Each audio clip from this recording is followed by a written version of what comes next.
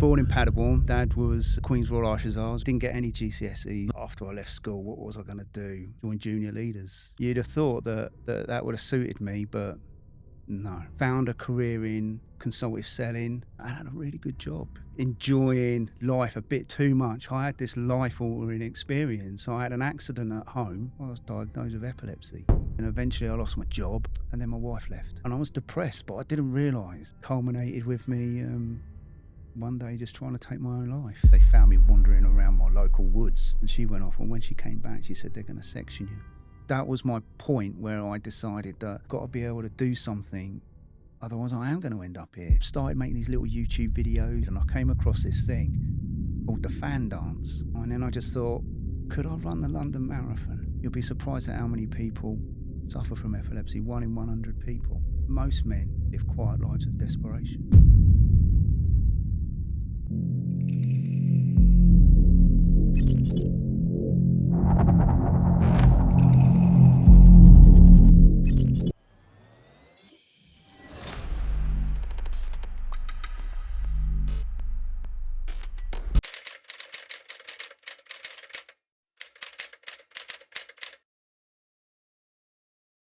This week on the Debrief then, Gareth De La Torre. Got a great story to tell us. Let's debrief him. How are you, buddy? You all right? I'm very well, thanks, Phil. Cool. Yeah, thanks for having me. Yeah, no, it's our pleasure. Listen, we're going to do the same with you as everybody else. I'm just going to debrief your whole life. Right. We're going to find out all about how you were when you was little, all that sort of stuff, bring you up, bring you where you are now, and we'll hopefully by the end of this know you inside out. Right? Perfect. So let's take you back to small Gareth, and where does Gareth come from and all that sort of caper? Well, I was an army brat. You're pad bro, yeah? Yeah, so I was born in Paderborn. Yeah. Dad was in the Queen's Royal Archers, which is a tank regiment. Armoured, weren't they? Yeah, right, and and that was the start of my life, really, in Germany. Do you remember it from a small kid? I do, yeah. I mean, Did you speak any German? We didn't speak German, but because we were on the English part of that. But yeah, kindergarten, started school there. I always kind of hark back to those days and think that, I mean, what was it a happy time? Was it? Yeah, it was a very happy time. I mean, what a beautiful place Germany is. Because I just remember Germany. Really, I never did a trip to Germany, but people who went to Germany all had drinking problems. That's right. There was loads of drinking to be done. I mean, my parents split up when I was 8, but my mum will probably testify to that there was a lot of drink involved and a lot of the socialisation. And how long were you in Germany for? Up until I was about 6 and a bit. Yeah. Okay. So, and then we went to Tidworth. Oh, wow. Yeah. Yeah, that's a sort of like Tidworth. Great. Yeah. So and then what year was that? That would have been, that could have been probably 79, 80. Wow. Yeah. Yeah, that was grim. I mean, I got there in 87, I think. That was right, when I posted there the first time. But yeah, it was grim then. Yeah, I again, had kind of happy memories from that, really. Really? Yeah, I mean. So how old were you when they split up? 8 years old, they split up in Tidworth? Split up when we was in Tidworth. And what happened then? Did you go your own way? We moved to my mum's hometown, which is Horsham, West Sussex. Okay. And then Dad carried on his career. On his career, ended up. Did you keep in touch? Yeah. He's now retired to Spain. Okay. And he came out probably in like the late 80s. He'd had enough. I think he'd had enough of Germany, to be honest. I think they'd gone back out to. If you don't have enough, your liver certainly will. Yeah, so and I think the regiment were due to do like a long posting in Fallenbostel. Ooh. So yeah, I mean, I never had any ambition to go to Germany whatsoever. Because No. just for me, it was just I don't know. Everything was mechanised. Yeah, everything was like just hanging off the bottom of vehicles in your spare time. Like, do you know what I mean? I couldn't. Not for me. Yeah. So yeah, and then Dad, like I said, Dad carried on his army career and kind of dipped in and out through kind of the rest of our lives. And then when he retired. So did your mum move on? Did she get another fella? Yeah, it was my mum kind of didn't really sort of move on until sort of like, because I'm the eldest of 3 brothers, until kind of like we'd all sort of grown up a bit. Oh wow, okay. Yeah, so there was no sort of like stepdad came into the life or nothing like that. Not until like the early 90s. Yeah. So I mean, her time was just bringing up 3 kids in a council house, no money, that kind of scenario. That's not a bad area, is it, where you was living? No, No, not at all. It's a West nice Sussex. part of the world, isn't it? It's where my grandparents lived just down the road. And what were you like aunties. at school? Oh, I was always one of those could try harder. I always say I get a lot of that in here. I think that's everybody. Yeah, I coasted through school, I think, on the back of like sporting. Okay, so did you do sports outside of school? Yeah, I played rugby, football, and for the school, and then rugby for the town, and I was track and field for the school, and I was lucky that I kind of had a PE teacher that kind of like kept me out of trouble and on the straight, and the straight and that kept me on the straight and narrow, and through that, in my secondary school days, I look back really fondly, but I didn't achieve anything. No, so academically. What was it, GCSEs then? Or was it GCSE, didn't get any GCSEs. No. Just, and then inevitably, so when my dad left the army, he had to do his recruiting, and he did the recruiting in the Horsham where I live. Oh, okay. So, and then when he finished that, inevitably, I didn't really have anywhere to go after I left school. What was I going to do? And, I joined junior leaders. Which was Shorncliffe at the time. Was it Shorncliffe? I was in Bovington. Oh, okay. Yeah. Oh, well, so Royal Armour Corps, yeah. So there was... you had the Royal Armour Corps, military police, the bands were there, and the Army Air Corps were there, and the Pay Corps. I don't know whoever joins the army to join the Pay Corps. I know, yeah, it's bizarre, isn't it? Bonkers, but someone's got to do it or you don't get paid. That's it. And you'd have thought that would have suited me, but no. You didn't enjoy it? No. So how far did you get? Did you pass out? No, I didn't. I left as quickly as I could. I didn't get into the regulars. No. You're still classed as a veteran, you know that. Yeah. Funny enough, myself and my partner, we were back down that way a couple of years ago, and we bumped into a guy, and I was like, I was at junior leaders here. And he went, oh, did you know that they've got the key to the town and all of this now, the junior leaders here? Yeah. But yeah, I mean, it is one of my regrets, and I'm sure my dad would have preferred, because I was going into the same regiment as a legacy kind of thing. So, did your dad speak to you after you got out? Did he say anything to you about what happened or whatever? Or no, not really. Not really. It was. I think he had kind of had enough of. I think he had turned a little bit anti-establishment by then as well. He wants to grow long hair and a beard. He grew long hair and a beard. Funny enough, yeah, exactly that. So, doing it. So yeah, so then I just muddled my way through. Really, a bit of weed at the weekends. They completely went the other way. You know, yeah. So yeah, and then we just I just muddled my way through and eventually found a career in consultative selling when I worked in the construction industry. And I had a really good job, What was it doing? So basically I looked after accounts that would hire plant machinery, but it would be the big, the guys that... The diggers. The diggers and all of that, yeah. And all but, that sort of paper. I kind of had a portfolio of about 6 million quid's worth of revenue that would come in every year. Yeah. So there was lots of envelopes being passed around, was there? There was lots of corporate entertainment. Yeah, that's what I'm saying. Yeah, lots of being looked after and boxes at Wembley and all that sort of stuff they get up to in here. All of that. Lots of just enjoying life a bit too much, probably. Yeah. And really soaking all of that up. Making money up. as well? Making some reasonably good money, yeah. I wasn't rich by any stretch of the imagination. No, but you're not worried. Yeah. You're not looking over your shoulder. No. You're certainly not in your council house. No, that's right, yeah. So, and then, probably because I was enjoying life a bit too much, my marriage collapsed. Okay. Which I didn't care about at the time because... Not bothered. I was How old were you then? I was probably 40, yeah, so about 10 years ago. Wow. So I'd built up this really good career and was, I think I had just Did you have kids with it? Yeah, 2 kids. Yeah, I got 2. How old are they now? So my eldest is coming up to 18. She's just about to start university. And her sister, my youngest, is 14. So yeah. Still relatively young then, really, when you think I've got an 18-year-old grandson. Yeah. Blimey. I know. This makes you feel old, doesn't it? Yeah, done it. It makes me feel old thinking I've got an 18-year-old daughter. But yeah, I don't know, I was kind of the sort of person that I despise now. I was like that, you know. Is it all still amicable with the kids and all that sort of stuff? Oh yeah, I still see the kids Good. and that, and you know, and I don't think it was ever going to be amicable with my ex-wife, you know. So Unfortunately, it don't always go that way, does it? no. You know what I mean? But, so, yeah. but at the time, you know, it was.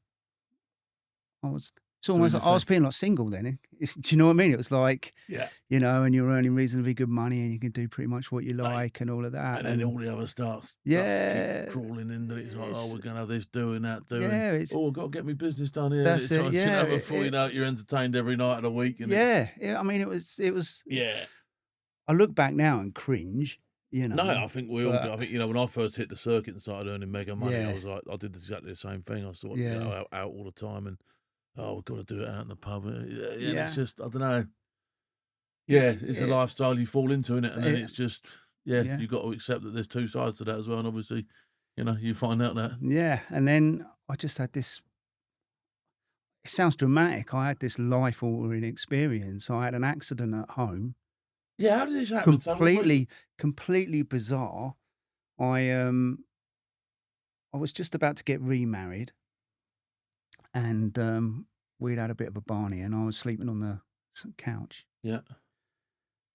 And I remember falling asleep on the couch, and then the next thing I remember, I'm kind of come round, and I was laying on the floor. Had you had a few drinks? No, hadn't drunk, you know, wasn't drinking, nothing. And terrible headache, felt sick, couldn't really focus what was happening. Any marks, injuries? Just a blinding headache, and I tried to get to my feet, and as I went to stand up, I'd kind of got this paralysis down the right side of my body. And I was trying to thinking stroke or something like that. It was so bizarre. I didn't know what to think really. And as I stood on my right leg, it felt like it had gone. There was nothing. I didn't feel like I had a right leg, and I fell again and hit my head on the solid oak coffee table, and completely knocked myself out. Which was, I mean, at the time, it sounds dramatic. I thought I was dying. Yeah, you know? yeah. Well, yeah. I mean, but if you get up off the floor with a headache and your legs aren't working, I was just like, look at the clues. Isn't it? It's not the best day, is it? Yeah, and then the next thing I remember was waking up in bed. Wow. After that, so I'd managed to get to my feet, get up the stairs, get into bed. Don't recall any of that. And then over a period of time, over the next few days, I started, well, you know, my soon to be wife noticed that I was having like seizures. What do you mean seizures? Seizures like piling in or epileptic seizures. Right. Okay. And biting yourself and all that sort of game? Yeah, just collapsing, passing out, kind of thing. And eventually, were they violent seizures? Were you shaking, vomiting, all that sort of stuff? Yeah. And they were progressively getting worse. And didn't, you know, we put it down to the bang on the head. Probably a bit like you, Phil. I come from almost like the school of hard knocks. I walked it. I'm fine. I'll walk it off.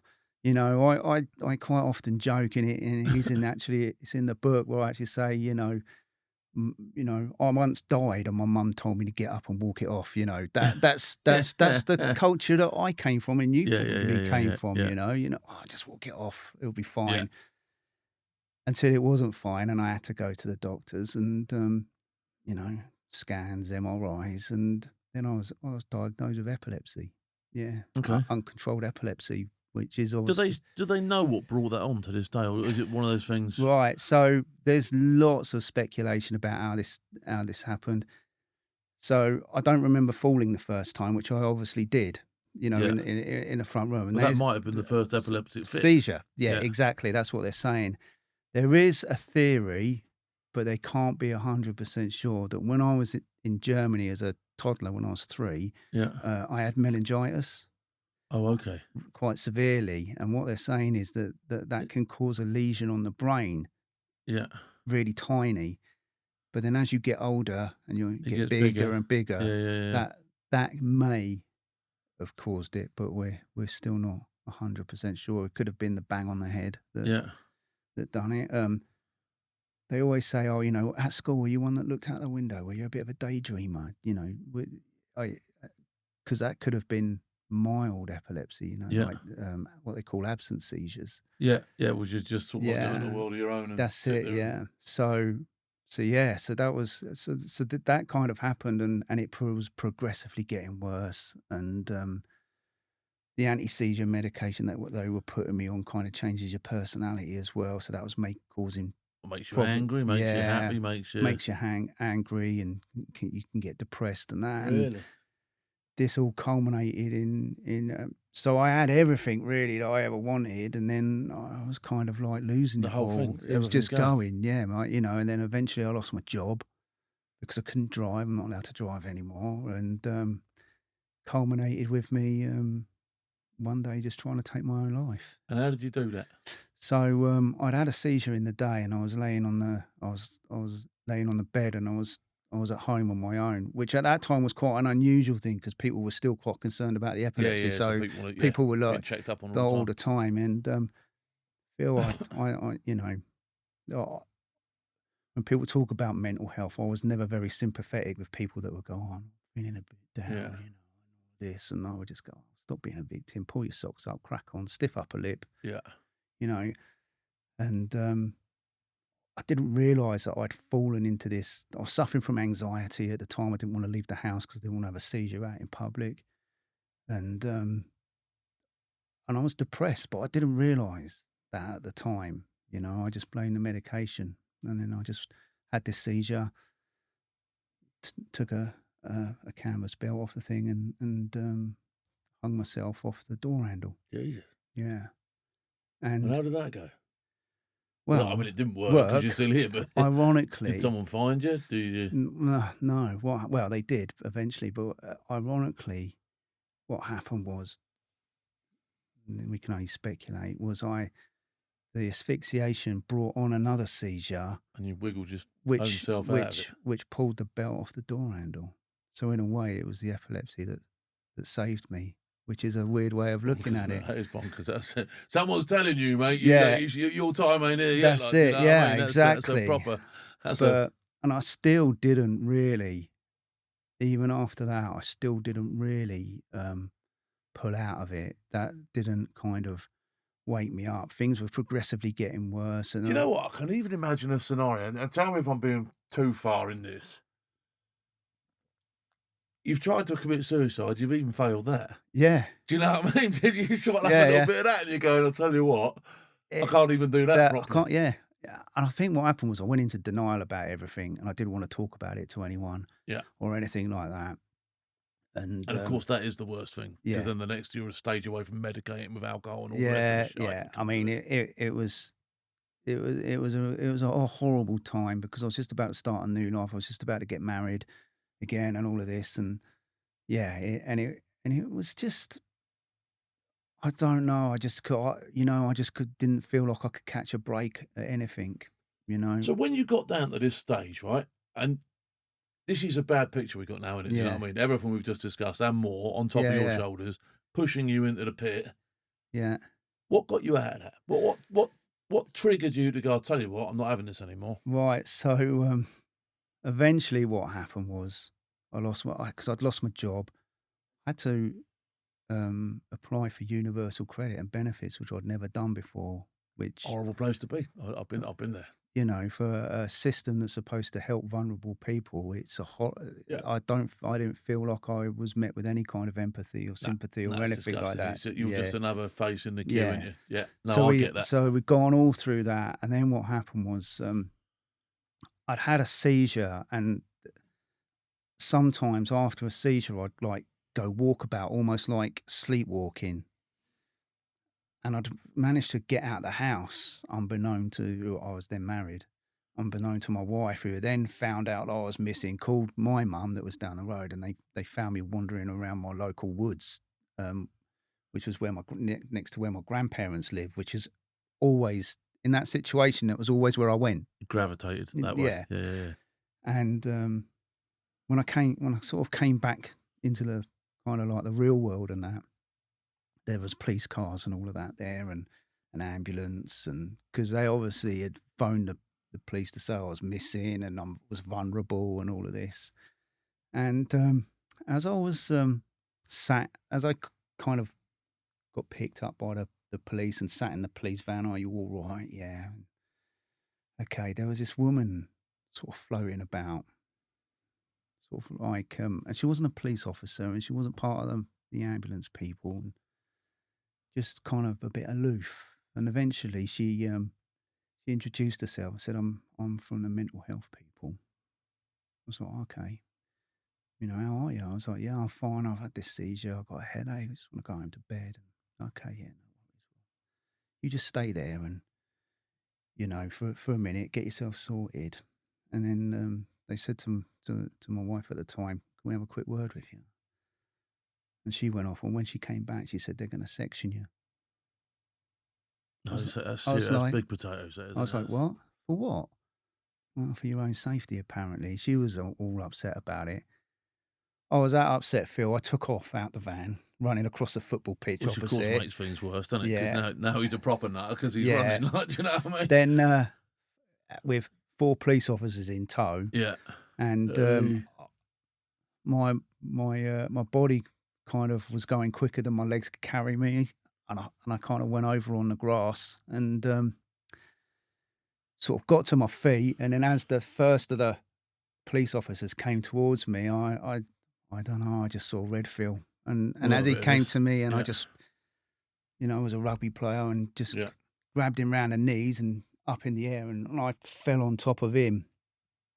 And then a bit of a ruck ensued and until I was unceremoniously removed off him by the other police officers.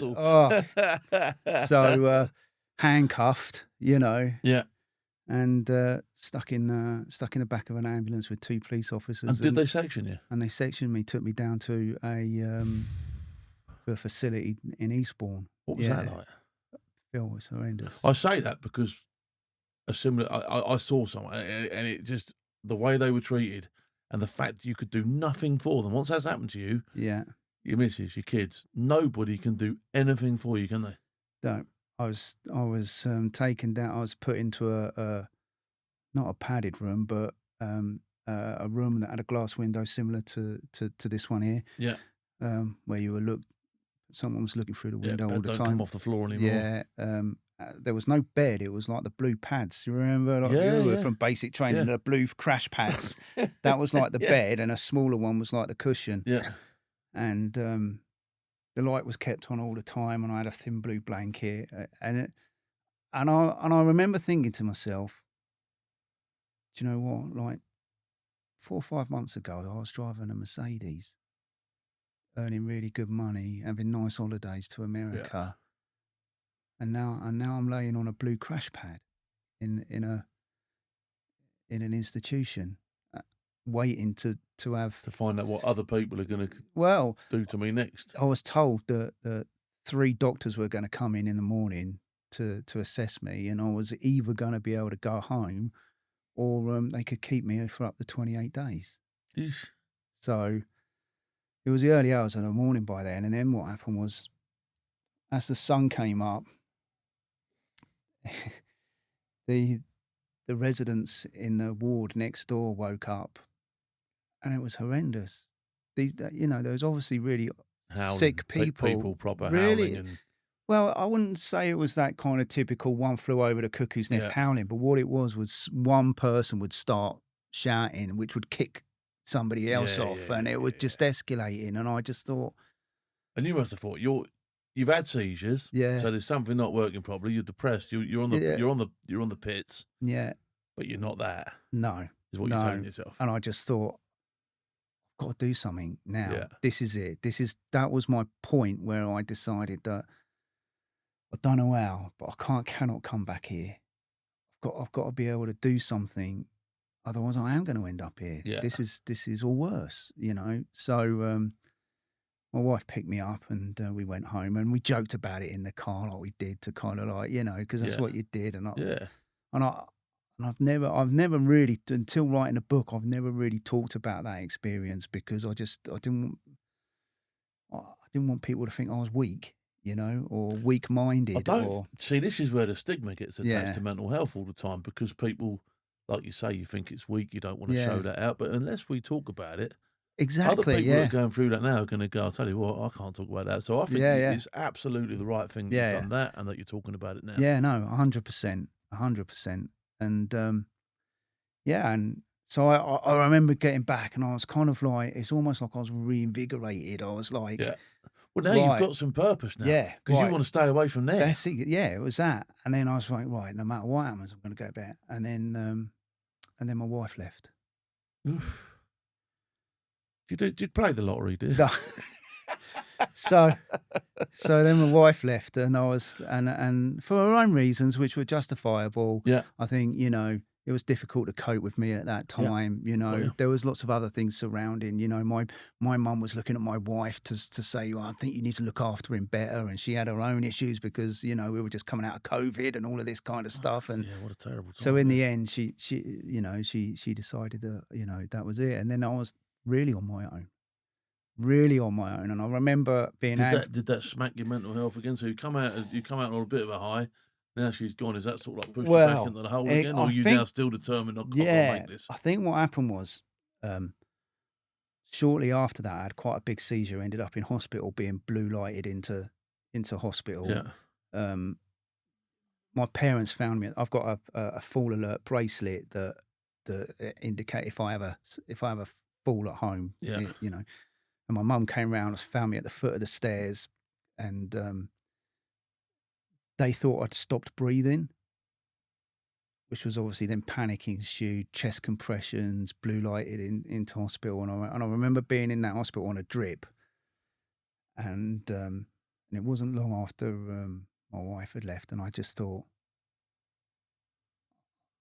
I'm better than this, and I'm going to beat this. Yeah. That is it. I'm going to kind of reflect. I remember that hospital visit as a visit of reflection, just looking back at my life and going, you've not been a great bloke. You've not achieved anything. You've not done anything. And, you're in this situation. And it was then that I decided, right, that's it.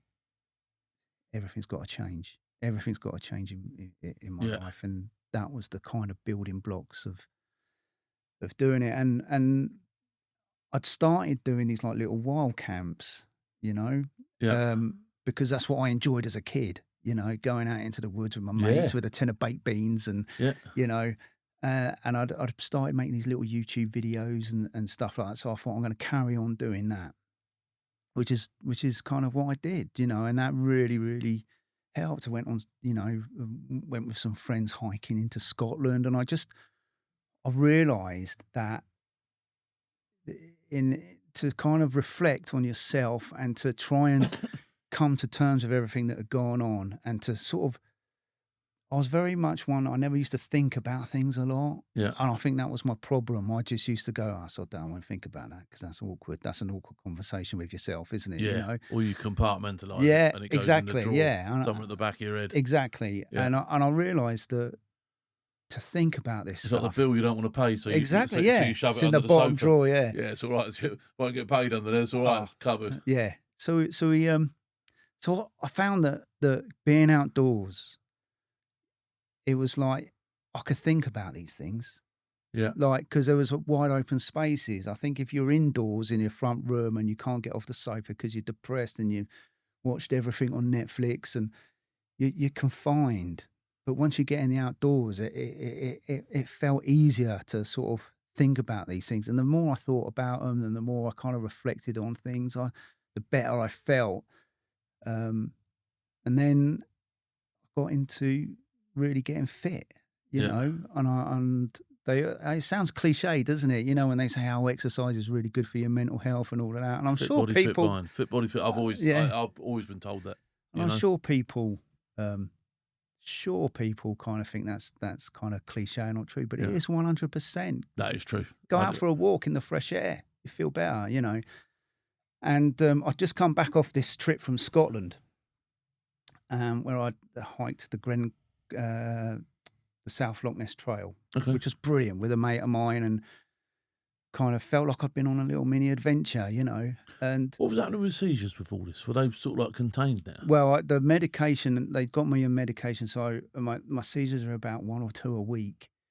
So I was still having seizures, but I was just refused at the kind of, you know, my parents and you know, my partner. Oh my bloody hell, God, he's gone off into Scotland. What's going to happen if he has a seizure, falls in the bloody lock and drowns? You know, they're constantly worried about all these things that I do. But I was just determined that it wasn't going to define who I was. You know, because I was more than that. But then it's beating you. Yeah. So I'll stay in just in case. So yeah. So I as like creating these YouTube videos, a lot of the time what am I going to do next for my video and all of this? And I'd just read, I got into the whole Bravo 20 thing, you know, McNabb's book, and Chris Ryan's, and I read the other one as well, Soldier 5, I think it's called. I read all of that, and I was fascinated with this thing of being so mentally tough that it would push you through anything that was physically demanding. Yeah, you know, as you know, you're more than aware of more than me, but. And I just got into this, and I was doing this Google search to see if there was any other books I could read, and I came across this thing called The Fan Dance. And I was like, what's that, fan dance? I don't think the SAS would be dancing. Doing like, you see me does stickies, right? So I read a bit more about this part of the SAS selection process, and I was like, oh, this sounds, you know, a bit of a nice jaunt over Pennefer Mountain and back. That'd be all right. What's so tough about that, you know? And more I read, and I just thought, and I think because it was attached to the SAS, I thought, oh, if I could do this, that would really prove to myself that, you know, you've met your goals, or you're meeting your goals, and I could do something, and it wasn't just the kind of entering, it was the training that had to lead up to it. I'd have to, it would give me a purpose, something to do and something to get up for in the mornings and stuff like that. So I entered. I put my one of those event things. The TSFE one. Okay. And so I remember doing it, and I had a friend of mine that I knew that had done it before. Like, I don't think he did selection, but I think he did it as part of his infantry or whatever. Most courses down at the battle school now do something like that. Do you know what I mean? So everybody, he would have done it in the 80s, and he just said, he looked at me and he went, "You're mad, mate. Do you know what? Have you ever run with a pack on before?" I was like, "No, but I've done a lot of. I've just been just been hiking in Scotland." Yeah. He went, "No, it's different." And I remember the first training morning where I got my pack on and I weighed it. I made sure there was 35 pounds in it, and then I put my water in it and a bit of food, and I thought, right, let's go out and try and, you know, run. And I'd been doing these circuits around my local forest, just walking, and I thought, well, running them's not going to be that much more difficult. Oh, Phil. I was in bits. I had blisters on my feet. Everything hurt. Shoulders hurt. Back hurt. And I was just like, why would anyone want to do this? Do you know what I mean? This is ridiculous. But eventually I got better and better. And what I found was that, because I had to train really early in the morning because I have to take my medication at 8 o'clock. Okay, yeah. So, which meant that I had to get up early, so 4 o'clock, do my training and that was like the kind of like the motivation. I've got to get back for 8 o'clock, because if I don't get back for 8 o'clock and I miss taking my medication, then, you know, the chances are I'm going to have a seizure later on in the day. And so, as I found running around the woods in the dark with my pack on, looking like, you know, like I was just about to be deployed to Afghanistan, you know. Yeah. And you know when it gets hard, Phil, you know, when when you can't, it's difficult to pick your feet up, and that moment where you've hit the wall and that. That's your eureka moment. That's when that's when you got to find that extra bit, isn't it? That's when that's what it's all about. What I would do is I would just look back on certain aspects of my life that I probably hadn't come to terms with, and I would attach that physical pain to that emotion, and it was almost like I was purging it. Do you know what I mean? Yeah. So where I'd not obviously hadn't been a great husband and maybe not the best father, I was then attaching, that physical pain to an emotional pain. I guess in a way it's a form of self-harming, but in a more kind of productive manner. Yeah, you're achieving by and I was and I was kind of, and it was in them moments that I really kind of, I think, started to repair all of that kind of personality disorder and all of that in those moments when you were sweating and in pain, and the only thing that you could hear in your head was stop now, because so that was probably, like you say, that was the eureka moment. I still do it now, Phil. Still do it now. Go out training, there's key things here. Training first thing in the morning is always good because there's discipline to get out of bed. Exactly, yeah. And discipline is one of the self-discipline is one of the regimental ethoses. If you've got self-discipline, it can help you to achieve so much. Do you know what I mean? That's what's going to help you push forward, because your own self-discipline is taking you there. And the training you've done in that is taking you to the edge all the time. Yeah, 100%. You're not just going out having a little potter about. You're taking yourself to the edge and finding out how you can get over that edge. Yeah, and I think that's sometimes it's a difficult thing to kind of overcome. Were you always on your own when you were training like that? Yeah. Okay, and so that's another. I mean, that's key to me as well, because you know yourself. If you do a physical fitness session with a whole group of people, A, you can skive to survive. Do you know what I mean? You can fit in with the crowd a little bit. Yeah. But B, it's easier because if you're in pain and I'm in pain, and it's sort of like a problem shared as a problem half. But when you've got to do it on your own, there's nobody else. And I don't. My hearing's not great anyway, but I don't listen to music. No, I don't want to train. I've got no interest in it. Yeah, I don't. I do a lot of boxing training. I'll say, there's no music when I'm fighting. No, exactly. Yeah. I'm going to make the music. I like that. I like the sound of. I like the repetitiveness of the sound of your feet striking the concrete. And then obviously you can go into those corners of your mind to expunge anything that you want to do. So that took me. I did have a seizure when I was training one day in the forest. Fortunately, it was in the winter and it was really when you have wet. These seizures now, is it just a straight case of you piling straight away? Yeah, I just thought, I mean, if I you'd think maybe I'm just asleep, or if I was to have one right now, I would just slump off the chair and on the floor. Right, okay. So yeah. And do you get any warning of that at all? No, occasionally. Because I'm almost sat here now waiting. Occasionally I get like an impending, I can only describe it as an impending feeling of imminent doom. Okay, which is hard to explain, and then it's just like, so I don't actually remember having the seizure. I just remember coming round. Yeah. But how long do you pass out for? Is that? It could be for a few minutes, up to 10, 15 minutes. Wow. Yeah, and then obviously that wipes out the whole day because you're so tired. Yeah. So you've obviously learned massively to live with that. How many do you get now? How many seizures do you get? We average it out about one a week. Okay. Yeah, I mean, and then I have like absent ones where I just stare into space, for a couple of seconds to up to a minute or something. So there are all different types of seizures. Yeah, it's a real, I mean, if I said to you, feel epilepsy, you think of someone laying on the floor, foaming at the mouth, shaking. That's exactly what I think. That's what that's what. But there's so many different facets to it, and I mean, you'll be surprised at how many people suffer from epilepsy. 1 in 100 people. Yeah, which is a lot. So yeah, and there's various forms of treatment, medication being the main one, right up to brain surgery. So, it's it's So right now, what do you do right now? What's your current day? What's your day to day now? Well, my day to day now is trying to be a writer. Okay. Still, you are a writer. I am. Yeah, still for the record. Still training.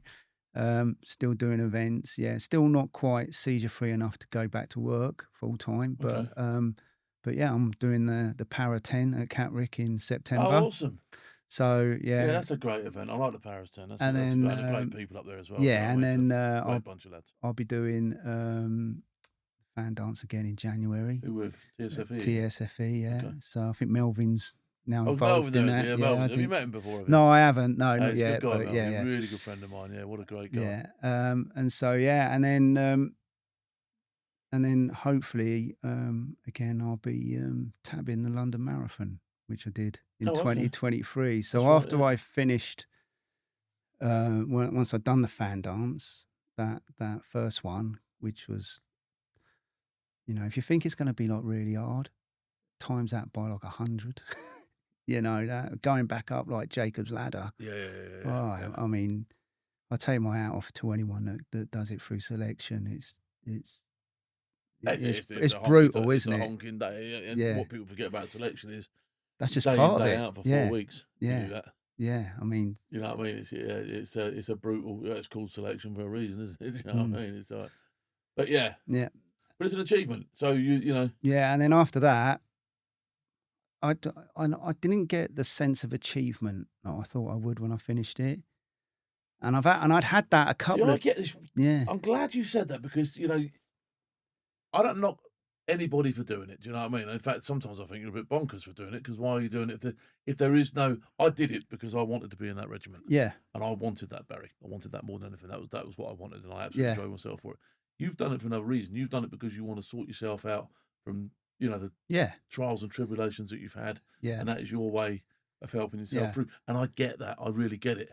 Yeah, I mean it's a great event, and but for you to say that the mindset is once you've done that, where can I go from here? It's exactly. I was like, so you're gonna say to yourself, can I do that? Can I do it? You know what I mean? Well, I'd finished that, and I Perhaps thought we need to put an endurance event on for you. Well, I think you need to do the final march. I think they do. 64Ks. I thought that could probably be the next one. Right, yeah. TSFE, you listening? Yeah. My idea. I want a 5% on that. All right. You're not having it for nothing. All right. So I mean, after that, I was like, what can I do now? And then I just thought, could I run the London Marathon? And then once that kind of got into my mind, I was like, which did you find harder? Could I run the London Marathon? Which did you find harder, the London Marathon or the fan dance? There were two completely different events, really. I think I found the fan dance probably more difficult because you haven't got streets lined of people shouting and cheering you on. Yeah, you know. So there's a robustness, which is there's not so many. There's not so many hills. There's no Jacob's ladder. You're not on that. First jaunt up to the summit of Corndu, are you? You know that. So yeah, I would say the fan dance for me was harder. Yeah. But tabbing the London Marathon with a 40-pound pack in boots and things, I thought was the next level. Well, your feet must burn on that as well, because that's I've not done a 40-mile on concrete. That's not. Well, I mean, as with everything, and I don't know whether you guys went through this for selection, prior to going to selection, did you go through, I'm going to try these boots, these insoles, these socks, these this, that, totally that, broken tape my toes up, do this, know. So I went through all of that before. All the hot spots were by the time I'd got to the marathon, I'd kind of known what the best combination of socks, tape, and all of that, and potions, and I mean, I'd heard crazy rumours of people dipping their feet in petrol or something to toughen up the skin. Peeing on your feet's another one, isn't it? I'd pee on my feet by mistake because you know what I mean. But I think one of the best, swamping myself when I was in Brecon. I think one of the best bits of advice I had was, I think a guy that had said he'd done selection, but you can only take people face value, and I was filling up my water bladder and I was putting some kind of like, electrolytes in it and stuff like that. And he went, don't worry for that. He says, what you need, last night you should have had a pint of Guinness and a bag of chips and you'd have been sorted for today. And I was like, okay, I'll try that one next time. Yeah. But I mean, I ran the marathon I did for the Epilepsy Society, raising money, which was great. Did that. And just prior to that was when I decided, I think I might try and write all this down in a book just to which you've done. I've not read it, but I do intend to read it at some stage. I appreciate that. Thank you. Do you want to talk us through it?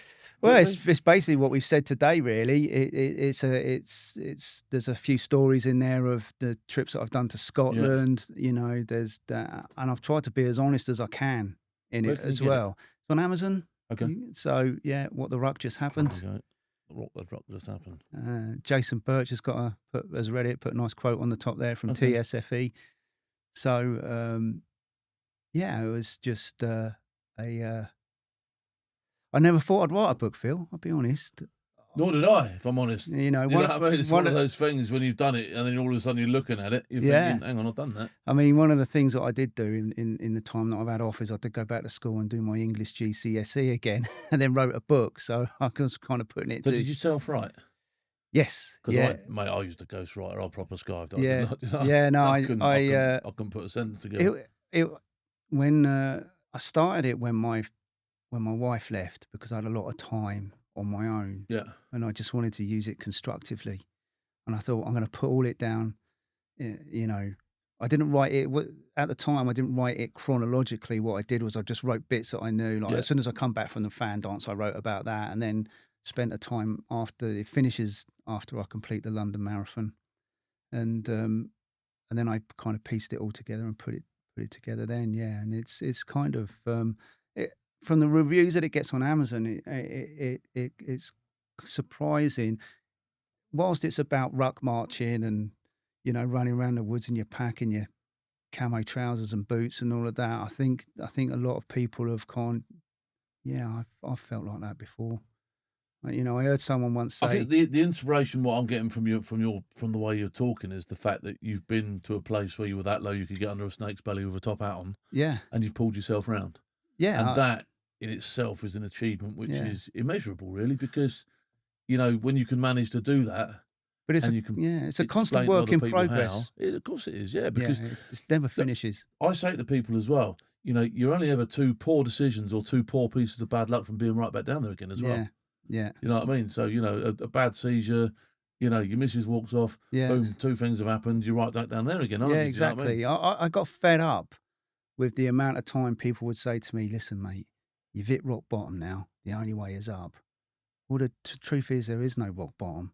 No, it just keeps going. It just keeps going. That's it. And you've got to turn it round. Yeah. You've got to turn it round. I mean, that's the key thing, turning it around, not how low you can get. What you said earlier about, you know, we don't talk about our mental health, especially in men. Yeah. You know, and well, no, because you've got to keep up this persona to people in a lot of you know, respects, haven't you? Exactly, and it is difficult. I struggle with it now. I mean, even now, I you know, every 3 weeks I go for time to talk, and you know, the person I talk to says, "Oh, don't you talk about this to your mates or your partner?" And I'm like, no,